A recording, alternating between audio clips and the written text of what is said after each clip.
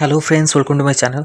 तो आज आपण मन कि इम्पोर्टाट अपडेट रोचे सबू विभाग निजुक्ति नहीं कि आपणकर अपडेट आसी खूब शीघ्र त्वरान्वित करने कि आपणकर न्यूज रे आज आपणकर अपडेट आसीला न्यूज चैनल रे आज जो न्यूज देखिथिबे आपणकर चैनल से माने जानिथिबे तांकर निजुक्ति विषय आउे मेडिकल निजुक्ति विषय जानिबा शिक्षक निजुक्ति विषय जानिबा देखंतु एटी आपण Odisha government call for the urgent meeting speed of the recruitment. General Administration Department instructed all the department to update vacancy data on the recruitment portal. Currently 96,805 post live vacant out 3,86,87,706 sanction post across the 41 department. तो 41 department रे आपनकर एतिकी सब आपनकर post अछि तो 41 विभाग रे आपनकर आगु को नियुक्ति आसीबो डिपार्टमेंट रे। तो आमे देखिबा आपनकर कोन रहउची न देखंतु शिक्षक स्वास्थ्य कर्मचारी को मरुडी एटा लैब टेक्नीशियन पिला माने जो एक्सरे तांको पदवी सब खाली पड़िची एठी आपनकर अपडेट आसीची। खाली एतिकी नुय आपनकर स्टाफ नर्स भी अछि आपनकर एएनएम आपनकर फार्मासिस्ट ए पोस्ट भी आपनकर खाली पड़िचे। तो आगु मध्ये ए पोस्ट भी सब आपनकर आसीबो। ता छडा आपण माने जानिबा को चाहूतले आपनकर डिपार्टमेंट आसीबो कि नै बारंबार आपनको हम कहूतली आपन आसीबो।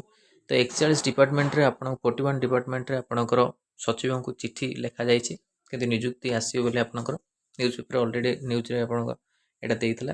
ता छडा आपन जो माने प्रिपरेशन करा चाहते एबेडू प्रिपरेशन करंतु जो माने फार्मासिस्ट हुंतु कि आपनकर नर्सिंग ऑफिसर कि आपनकर एएनएम हुंतु कि लैब टेक्नीशियन आपण माने प्रिपरेशन करि परिबे। तो आपण माने बैच जॉइन करे चाहउछन्ती ए नंबर आपण मेसेज करके बैच जॉइन करि परिबे 6372270928 ए नंबर मेसेज करे आपण माने बैच जॉइन करि प्रिपरेशन करि परिबे।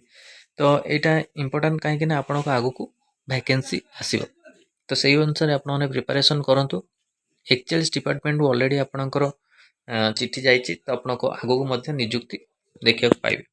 तो आज जो माने न्यूज़ देखथिबे आपण जानिथिबे आपण कोन वैकेंसी 41 डिपार्टमेंट रे 40,000 प्लस वैकेंसी आपन आगु को आसीबो। तो एटा आपन को जीएपीजी डिपार्टमेंट को आपन को जीव जोतरे आपन वैकेंसी जो लिखाई छै आगु को आपन से वैकेंसी आगु को आसीबो।